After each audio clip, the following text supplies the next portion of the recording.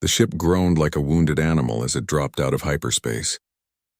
Captain Elena Vasquez gripped her command chair while sparks flew from damaged consoles around the bridge. The massive colony ship Defiance had been running for 3 months, and it showed in every cracked panel and flickering screen. "Status report," Elena called out, her voice steady despite the chaos. "Hull breach on Deck 7. Contained," reported Lieutenant Chen from the damage control station. "Life support is holding, but we're down to 40% power across all systems." Elena nodded grimly. 40% was better than the 20% they'd had when they fled the burning ruins of New Geneva Colony. The Galactic Hegemony had given humanity one final choice: submit to complete pacification or be exiled to the Outer Rim. Elena had chosen exile. "Where are we, Marcus?" she asked her navigation officer. Marcus Torres looked up from his console, sweat beading on his forehead. "Unknown system, Captain. We're about 2 light years past the last charted territory. Definitely in what the aliens call ruthless space." Elena felt a chill. Ruthless space was where the galaxy sent species to die. No trade routes, no habitable worlds, no rescue coming if something went wrong.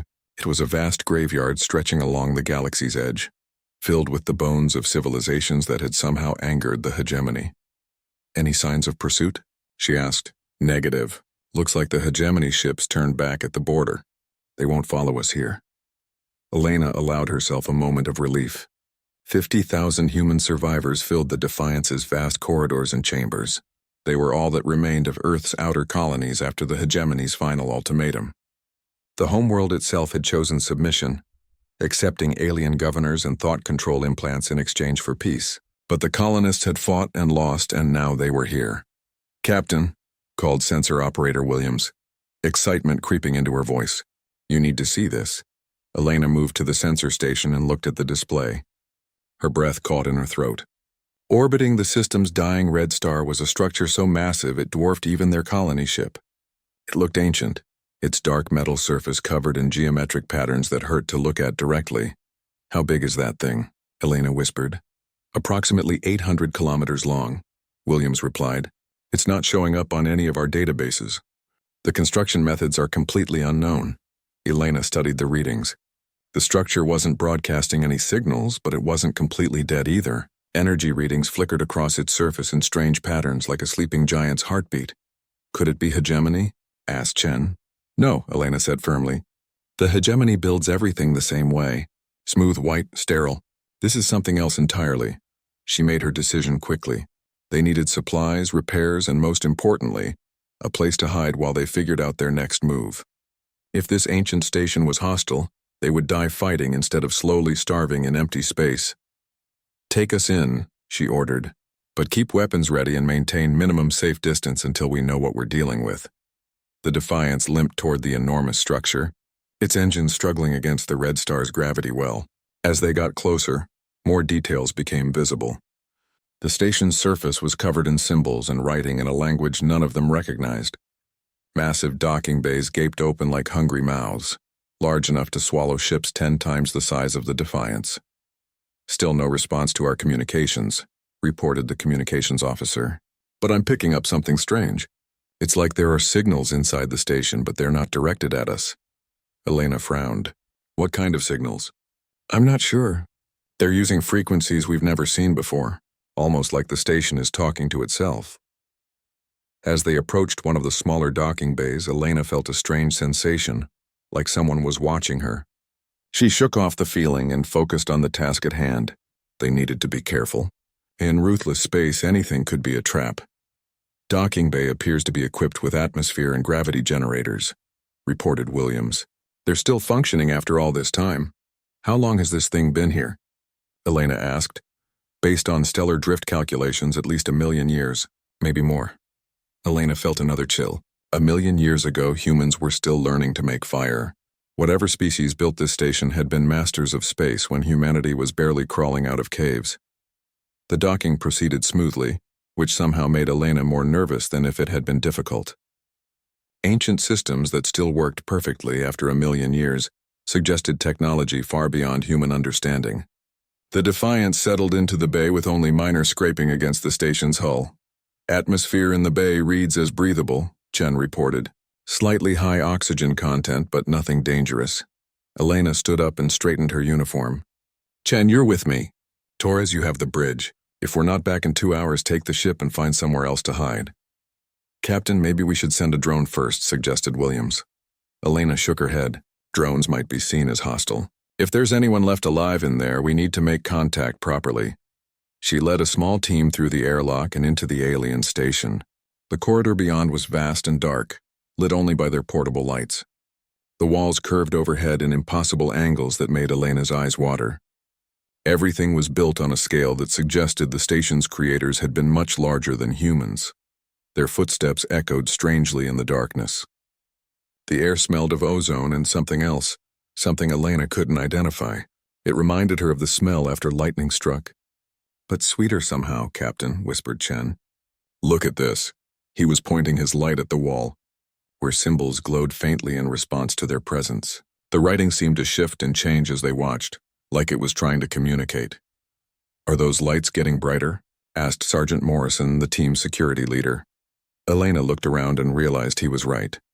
The symbols were growing brighter, and the glow was spreading along the walls like a slow wave. Somewhere in the distance, they could hear the hum of machinery coming to life. Should we fall back? Chen asked nervously. Elena considered it, but something made her stay. The lights didn't feel threatening. If anything, they seemed welcoming, like the station was greeting visitors after a very long wait. Hold position, she said, but stay alert. The wave of light reached a junction ahead, and suddenly the corridor was filled with a soft blue glow. Panels on the walls began displaying what looked like star maps and technical diagrams. Most importantly, they could hear something new. A voice, speaking in a language they didn't understand, but the tone was unmistakably that of a greeting. Elena stepped forward toward the voice, her heart pounding. Whatever they had found here in ruthless space, it was about to change everything. Behind her, the Defiance waited in the docking bay, filled with the last free humans in the galaxy. Ahead lay mysteries that might hold the key to their survival, or their doom. The station continued to wake up around them, and Elena realized they had found something the galactic hegemony had never wanted them to discover. Proof that they were not the first species to be exiled to this forgotten corner of space.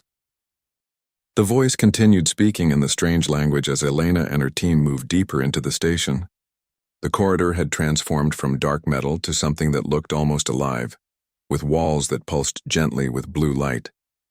The air was warmer now, and Elena could feel a slight vibration through the floor, like the heartbeat of something enormous. Captain, the station's power grid is coming online, Chen reported, checking his scanner. It's drawing energy from the star itself somehow. The technology is completely beyond our understanding. Elena nodded, trying to stay calm despite the wonder and fear fighting for control in her chest. Every step forward revealed new impossibilities. The walls showed moving pictures of star systems and strange creatures, like a vast library coming to life around them. They reached a large chamber where the voice seemed to be coming from. In the center stood a pillar of crystalline material that glowed with inner light. As they approached, the voice stopped speaking and the pillar pulsed brighter. I think it's trying to communicate, Elena said softly. Suddenly, images began forming in the crystal. At first they were just swirling patterns, but slowly they became clearer. Elena gasped as she recognized what she was seeing. A star map of the galaxy, but not as it looked now. This map showed the galaxy as it had been millions of years ago. New images appeared. Tall, graceful beings with 4 arms and elongated heads, working together to build massive structures in space. Their cities were beautiful, with architecture that seemed to grow rather than be constructed. But then the images changed, showing the same beings under attack by ships that Elena recognized with a sick feeling in her stomach. Those are hegemony vessels, Chen whispered, or at least, ships that look just like them. The images showed a war that spanned thousands of years. The tall beings, whom Elena was starting to think of as the Forerunners, fought desperately against an invasion force that seemed endless. Their beautiful cities burned. Their people fled to the edges of space, and finally, they made a terrible choice. The crystal showed the Forerunners uploading their minds into vast computer networks, abandoning their physical bodies to exist as pure consciousness. They had become something beyond flesh and blood, but in doing so, they had given up their place in the physical world. The images faded, and the voice returned, But this time Elena could almost understand it. The station was trying to learn their language, parsing their speech patterns and building a translation matrix. "Welcome, refugees. Children of the Rim," the voice said haltingly in broken English. "You have found the last gift of the Forerunners." Elena stepped closer to the crystal pillar. "Can you understand us?" "Learning. Your words. Your thoughts.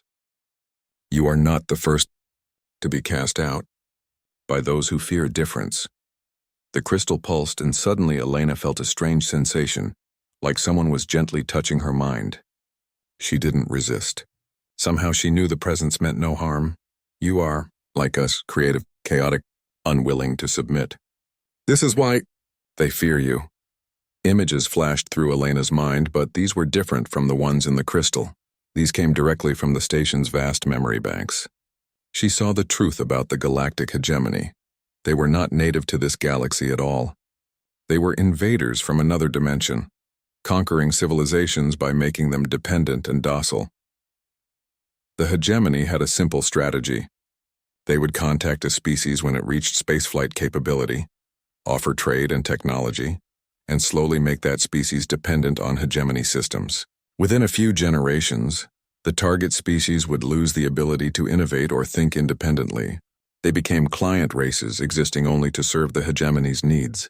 But some species resisted. The creative ones, the chaotic ones, the ones who valued freedom over security. These were sent to ruthless space to die alone and forgotten. The Forerunners had been the strongest resistors, and they had been the first to be exiled here.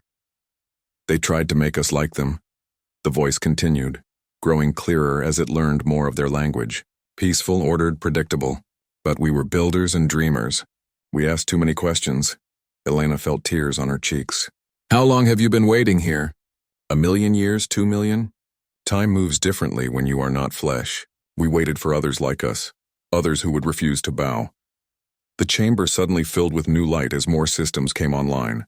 Elena could see her team more clearly now, and she noticed that Chen was holding a data pad that was somehow interfacing with the station's systems. "Captain," Chen said excitedly, "it's downloading information directly to our computers. Technical specifications, star charts, weapons designs. This is incredible." "Not just information," the voice said warmly. "We offer you what we offered ourselves when faced with extinction: evolution." New images appeared in the crystal, showing human ships transformed with Forerunner technology. These weren't just improvements to existing systems, but completely new ways of thinking about space travel, weapons, and even consciousness itself. "Your ships can become extensions of your will," the voice explained. "Your weapons can unmake matter at the quantum level. Your minds can link across vast distances. But most importantly, you can teach others to resist as we could not." Elena felt a chill of excitement and fear. "What's the price?" "No price. Only responsibility. The hegemony still exists, still conquers. They have grown stronger in the time since we departed the physical realm. But you are not alone in ruthless space." The star map changed, showing dozens of systems scattered throughout the region. Each one glowed with a different color, representing different species that had been exiled over the millennia. The crystal builders from the Andromeda Spiral, exiled for refusing to abandon their religion. The machine collective that valued individual thought over group harmony. The energy beings who would not stop exploring dangerous dimensions. All cast out, all forgotten. Until now, Elena understood. Ruthless space wasn't a graveyard at all. It was a reservation, a place where the hegemony dumped everyone who wouldn't conform. But that also meant it was full of potential allies, species with the same independent spirit that had gotten humanity exiled. "Will they help us?" she asked. "That depends on you. The Forerunners are gone from the physical realm, but our gifts remain. Learn to use them, find the others, and perhaps together you can do what we could not. Reclaim your galaxy." Warning alarms suddenly echoed through the station. Elena's communicator crackled to life with Torres's urgent voice. "Captain, we've got company. 3 hegemony scout ships just entered the system." Elena's blood ran cold. The hegemony never entered ruthless space. If they were here, it meant they had detected the station's activation and realized what it might mean. "How long until they reach us?" she asked. 6 hours, maybe less if they push their engines. Elena looked at the crystal pillar. its light pulsing more urgently now. Can you help us fight them? The station has defenses, but they are old and weak. You need time to learn, time to adapt our gifts to your technology. But there is another way. The crystal showed her something that made her gasp. A map of hidden jump points throughout ruthless space, routes that would let them travel between the exiled civilizations without being detected. Run now. Learn as you travel. Gather the others. When you are ready, return here. The true battle for your galaxy's freedom will begin where it nearly ended, in the darkness between the stars. Elena made her decision. Chen, download everything you can in the next hour. Then we're leaving. As her team worked frantically to absorb the Forerunner's legacy, Elena stared at the star map showing all the scattered civilizations waiting in exile. Somewhere out there were allies they had never imagined, technologies beyond their dreams, and hope for a future they had thought was lost. The hegemony had made a terrible mistake. By casting out everyone who refused to submit, they had unknowingly created the seeds of their own destruction. Now it was time for those seeds to grow. The Defiance emerged from the hidden jump point 2 systems away from the Forerunner station, but the ship that came out was no longer entirely human in design. Strange growths of living metal covered sections of the hull, and the engines now glowed with an eerie blue light that seemed to bend space around them. Elena stood on the bridge watching her engineering teams work with technology that should have taken decades to understand. But the Forerunner knowledge wasn't just information, it was almost alive, adapting itself to human minds and human machines in ways that defied explanation. Status report, she called to Chief Engineer Rodriguez, who was standing at a console that hadn't existed a week ago. The quantum interface is stable. Captain, Rodriguez replied, his voice carrying a note of wonder that had become common among the crew. The ship is learning to respond to our thoughts. Weapon systems are showing efficiency improvements of over 300%. Elena nodded, trying to process what that meant. 3 weeks ago, they had been refugees running from superior technology. Now they were becoming something new, something that might actually have a chance against the hegemony. Any word from the scouting teams? She asked. Lieutenant Chen looked up from the communication station. The Nexus Collective responded to our contact. They're willing to meet, but they want guarantees that we're not hegemony spies. Elena smiled grimly. The Nexus Collective was the first of the exiled species they had tried to contact. A civilization of artificial intelligences that had been banished for refusing to limit their own evolution. If they could convince the machines to trust them, it would be a powerful first alliance. Tell them we're transmitting Forerunner authentication codes, Elena ordered. That should prove we're legitimate. The bridge fell quiet except for the soft humming of the new systems. Elena walked to the observation window and looked out at the stars. Somewhere out there, the hegemony was probably trying to figure out what had happened at the Forerunner station. The 3 scout ships had found nothing but empty space where the station had used the last of its power to hide, itself in a pocket dimension, after the Defiance escaped, Captain, called Sensor Operator Williams. We're getting a response from the Nexus. The main screen flickered to life, showing a being that was clearly artificial, but somehow more elegant than any machine Elena had ever seen. Its body was composed of flowing metal and crystal, constantly shifting and changing shape as it spoke. I am Primary Node Epsilon of the Nexus Collective, the being said in perfect English. We have confirmed your Forerunner codes. You claim to be recently exiled humans. This is unexpected. Elena stepped forward. Unexpected how? Humans submitted to pacification 3 months ago. The hegemony announced that your species had chosen peace over conflict. Not all of us, Elena replied firmly. 50,000 of us chose exile instead. We're here to build an alliance of free species. The machine being's form shifted, and Elena sensed it was communicating with others of its kind across vast distances. We have observed your ship's modifications. Forerunner biotechnology integrated with human engineering. Fascinating, but why should we trust you? Elena had expected this question. Because we're offering you something the hegemony never could. A chance to complete your evolution without interference. The screen showed several more artificial beings joining the conversation.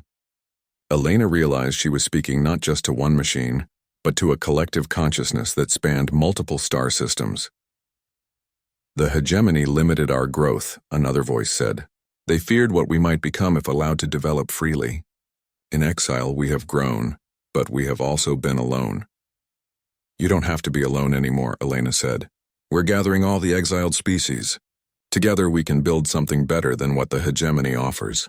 The machines were silent for several minutes. Elena waited, knowing that whatever decision they made would affect the entire resistance effort. The Nexus Collective commanded significant resources and technology. Their support could mean the difference between success and failure. We will meet with you, Epsilon finally announced. But not just us. We have maintained contact with others in exile. The Cathari Crystal Cities, the Whisper Clans, the Void Swimmers, all have agreed to attend a gathering. Elena felt her heart race. How many species are we talking about? 47 distinct civilizations, all banished for refusing hegemony control. Together they represent the largest concentration of free-thinking species in the galaxy. The implications hit Elena like a physical blow. 47 species, all with their own technologies and abilities, all with reason to hate the hegemony. It was an army waiting to be born. Where do we meet? She asked. There's a system called the Boneyards where the hegemony dumps the hulks of defeated fleets. It is considered worthless space, which makes it perfect for our purposes. Coordinates are being transmitted now. As the communication ended, Elena turned to her crew. The bridge was buzzing with excitement, but she could also see the fear in their eyes. They all understood what this meant. They were about to commit to a war that would determine the fate of the entire galaxy. Set course for the Boneyards, she ordered. Best speed. The Defiance turned toward its new destination, its hybrid engines warping space in ways that would have been impossible with purely human technology. As they traveled, Elena received reports from the various teams studying Forerunner knowledge throughout the ship. The weapons team had discovered something called probability warfare, the ability to manipulate quantum, uncertainty to cause enemy, systems to fail at precisely the wrong moment. The navigation team had learned to fold space in ways that made faster-than-light travel seem primitive. Most importantly, the medical team had found ways to enhance human consciousness, allowing individuals to link their minds across vast distances. But it was the engineering teams that had made the most disturbing discovery. The Forerunner technology wasn't just advanced, it was alive in ways that human science couldn't explain. It grew, adapted, and evolved on its own, guided by some form of consciousness that existed beyond individual minds. Captain, Rodriguez called from his station, you need to see this. Elena walked over to find him staring at a display showing the ship's new systems. What am I looking at? The Forerunner technology isn't just integrating with our ship, he explained. It's changing us. Our crew members are developing new abilities, enhanced reflexes, improved pattern recognition, some kind of limited telepathy. The technology is evolving us along with our machines. Elena felt a chill. Are we still human? I think we're becoming something more than human, Rodriguez replied. The question is whether that's good or bad. Before Elena could respond, Williams called out from her station, Captain, we're approaching the Boneyards, and you're not going to believe what's waiting for us. Elena looked at the main screen and gasped. The Boneyards were indeed filled with the wreckage of ancient battles, but floating among the debris were ships from dozens of different species. The exiled civilizations hadn't just survived in ruthless space, they had been building their own fleets, waiting for exactly this moment. As the Defiance approached the gathering, Elena realized that everything was about to change. The scattered refugees of 100 different worlds were about to become something the galaxy had never seen before. A united force of free-thinking species armed with technology that the hegemony had tried to bury forever. The real war was about to begin, and Elena knew that when it was over, neither humanity nor the galaxy would ever be the same. The gathering in the Boneyards was unlike anything Elena had ever imagined. Ships from 47 different civilizations floated among the ancient wreckage, their designs ranging from crystalline structures that looked grown rather than built to massive mechanical constructs that hummed with artificial intelligence. Elena stood in the main conference hall that had been hastily constructed from joined ship modules. Around her, beings of every conceivable form had gathered to hear what the humans had to offer. Some breathed different atmospheres and attended through environmental suits, while others existed as pure energy patterns projected into holographic forms. The Cathari delegate was a 6-foot-tall crystal formation that pulsed with inner light when it spoke. The Whisper clans were represented by beings that seemed to exist partly in normal space and partly in some other dimension, their forms constantly shifting and hard to look at directly. The Void Swimmers were the strangest of all, massive creatures that lived in the vacuum of space itself, communicating through gravitational waves. "We have all heard the human claims," announced Epsilon of the Nexus Collective, its mechanical form serving as the gathering's moderator. "They speak of alliance, of resistance, of reclaiming the galaxy from hegemony control. But words are easy. What proof do they offer?" Elena stepped forward, feeling the weight of 50,000 human lives and the hopes of countless alien civilizations pressing down on her shoulders. "We offer more than words. We offer Forerunner technology adapted for modern use." She nodded to Chen, who activated a portable projector. The device showed technical schematics and star maps that made several of the alien delegates lean forward with interest. "These are genuine Forerunner designs," whispered a delegate from the Spiral Collective, a species of energy beings. "We thought all such knowledge was lost. The Forerunners left one final gift," Elena explained. "A complete archive of their technology, hidden in a station beyond hegemony reach. But more than that, they left us the truth about our enemy." The projection changed to show the information Elena had learned in the Forerunner station, the real history of the hegemony's conquest of the galaxy. Gasps and other sounds of shock echoed through the chamber, as the delegates saw proof of what many had suspected, but none had been able to prove. "They are not native to this galaxy," Elena continued. "They are an invasion force from another dimension, slowly consuming entire civilizations by making them dependent and docile.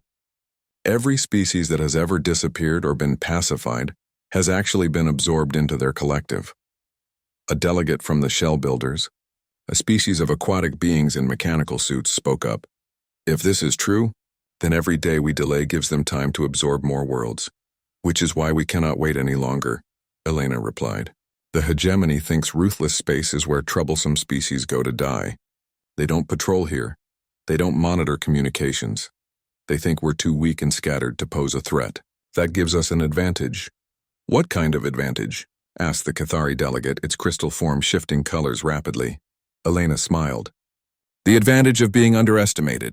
While they've been focused on their core worlds, we've been learning to work together. Human engineering combined with Nexus computing power. Cathari crystalline technology merged with Whisper Clan dimensional manipulation. Void Swimmer gravitational control integrated with Shell Builder manufacturing." She gestured to Chen again, and the projection showed detailed plans for hybrid technologies that combined the best of each species' capabilities. "The Forerunners fought alone and lost, but we don't have to fight alone." Epsilon's form shifted as it communicated with the greater Nexus Collective.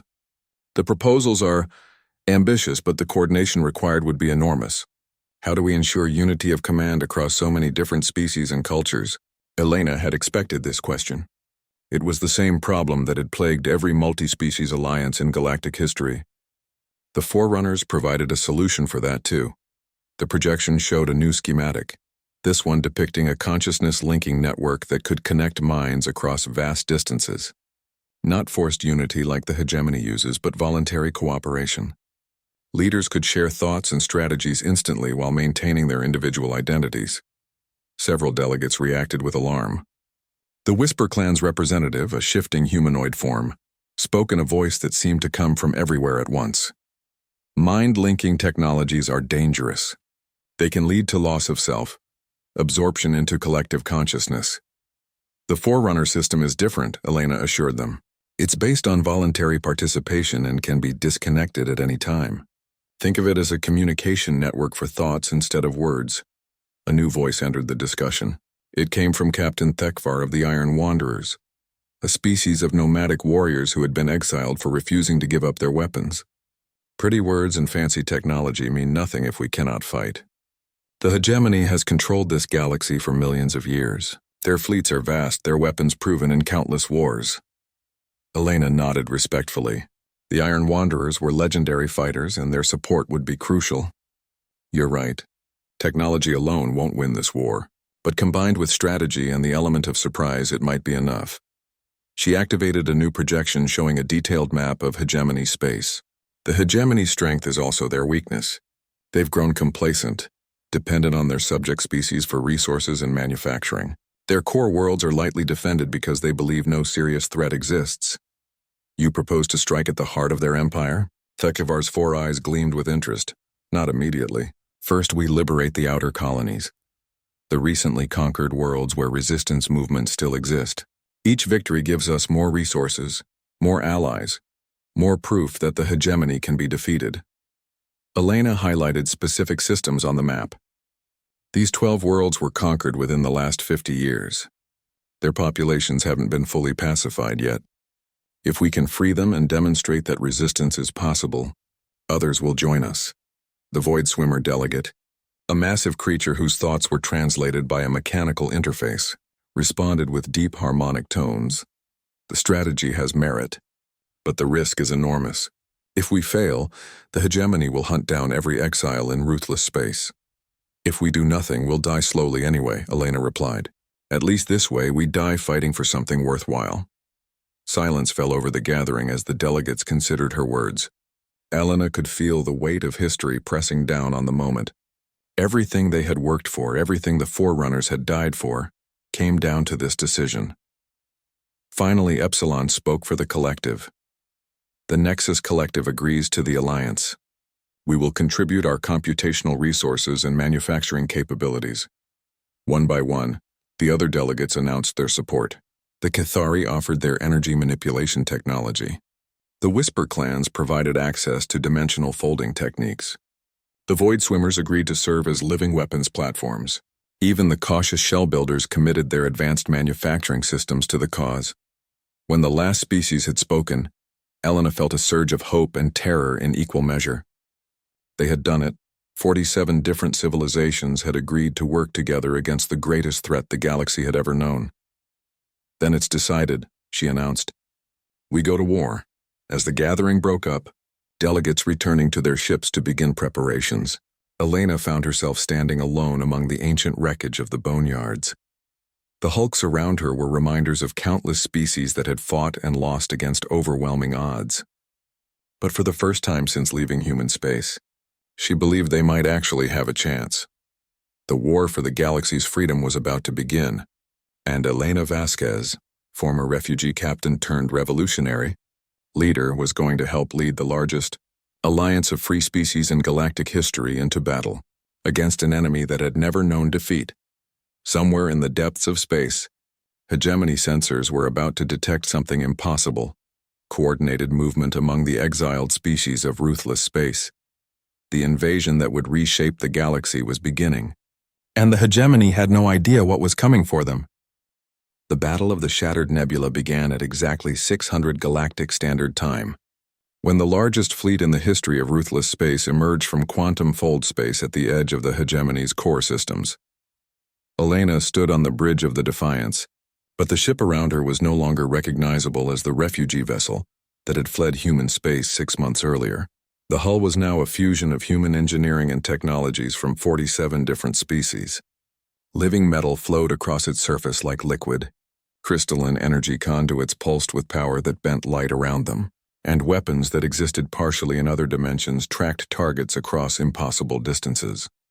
All fleets report ready. Admiral, announced Chen from the communication station. Elena still wasn't used to her new title.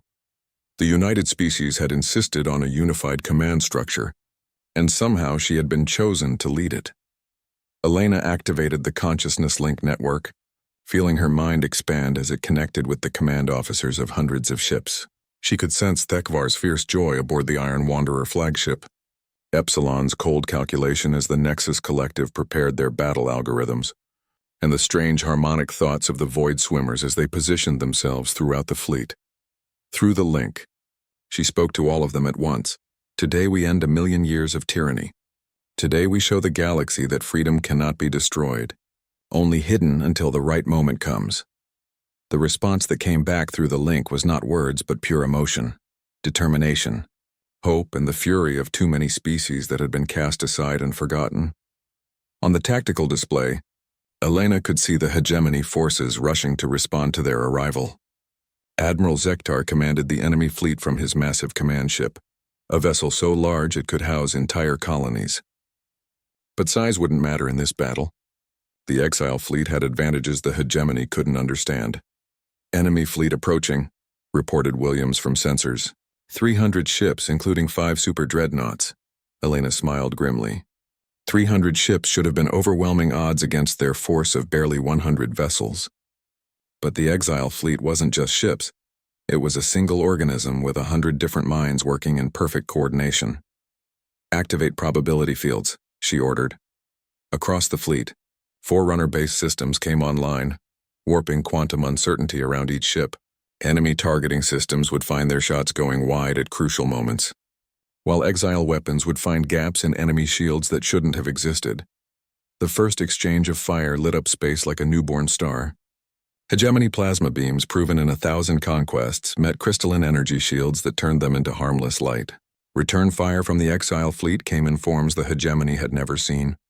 Gravity waves that crushed ship hulls, dimensional rifts that folded enemy vessels in half, and weapons that attacked the quantum foundations of matter itself.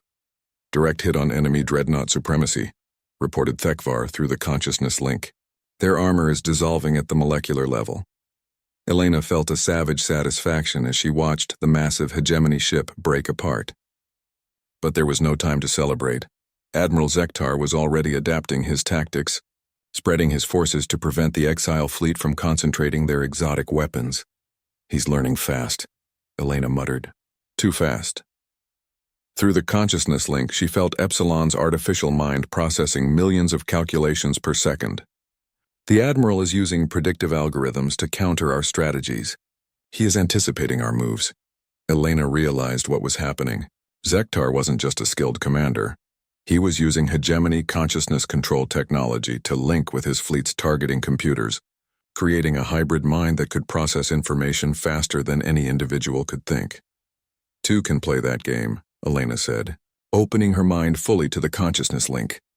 Instead of just connecting with her command officers, she reached out to every consciousness in the exile fleet, not just the commanders, but the engineers, the gunners, the pilots, even the artificial intelligences that ran the ship's systems. For a moment that lasted eternity, over 1 million minds touched across the void of space. The effect was instantaneous. The exile fleet stopped moving like a group of ships and began moving like a single living creature. Fighters wove through enemy formations with impossible precision, each pilot knowing exactly where their wingmates would be without needing to communicate. Capital ships coordinated their fire patterns so perfectly that enemy shields were overwhelmed before they could adapt. Elena felt herself at the center of it all, not controlling the fleet but guiding it, like the conductor of the largest orchestra in history. Through 1 million eyes she saw the battle from every angle. Through 1 million minds she processed more information than any single consciousness could handle. Impossible, Admiral Zektar's voice crackled across the communication channels. You cannot coordinate that many individuals without losing their independence.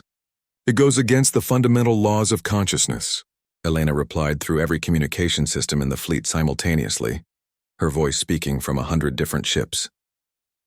That's your mistake, Admiral. You think consciousness is about control. We've learned it's about cooperation. The tide of battle turned decisively. Hegemony ships found themselves outmaneuvered by opponents who seemed to know their every move before they made it. The super dreadnoughts, designed to intimidate enemies into submission, were swarmed by fighters that moved like schools of fish, each individual part of a greater whole. But Admiral Zektar had one final desperate gambit. Elena felt his intentions through the quantum foam of space-time just moments before he acted. He's going to collapse the hyperspace network, she announced through the consciousness link. He'd rather trap us all here than allow us to escape. If the hyperspace nodes in this system were destroyed, neither fleet would be able to leave. It would be a death sentence for both sides. But Zektar clearly believed the hegemony could afford the loss better than the exiles could. Elena made her decision in microseconds. Guided by the collective wisdom of 1 million minds, all ships transfer consciousness data to quantum storage systems. Void swimmers prepare for dimensional translation. What happened next would be studied by military historians for centuries to come. As Admiral Zektar triggered the hyperspace collapse, the exile fleet didn't try to escape. Instead, they dove deeper into the quantum structure of space itself. The void swimmers, creatures that existed partially outside normal dimensions, guided the entire fleet into a state of quantum superposition. For 17 minutes, the exile fleet existed in all possible locations simultaneously, experiencing every potential outcome of the battle at once. When they finally collapsed back into normal space, they appeared not where they had been, but where they needed to be, surrounding the hegemony command ship from all directions. Admiral Zektar's final transmission was simple. "What are you?" Elena answered honestly. "We are what you created when you tried to destroy everyone who wouldn't submit. We are the children of ruthless space, and we have come home to reclaim our galaxy." The surrender of the hegemony core fleet sent shockwaves across the galaxy. Within hours, resistance movements on dozens of worlds were rising up. The hegemony's client species, seeing that their masters could be defeated, began demanding their freedom. Elena stood on the observation deck of the Defiance, watching as hegemony ships limped away toward their home dimension. They would be back someday, but not for a long time, and when they returned, they would find a galaxy that had learned the most important lesson of all: that diversity was not weakness to be eliminated, but strength to be celebrated. The consciousness link still connected her to thousands of minds across the fleet, and through them she could feel the joy of species that had thought themselves forgotten forever. They had done more than win a battle. They had proven that cooperation between different forms of consciousness was not only possible, but more powerful than any form of control. As the fleet began the long journey back to ruthless space, Elena realized that the region would need a new name. It was no longer a place where species went to die. It was the birthplace of a new kind of civilization, one built on the radical idea that different ways of thinking and being were the galaxy's greatest treasures. The war was over, but the real work was just beginning. They had a galaxy to rebuild, and this time they would do it right.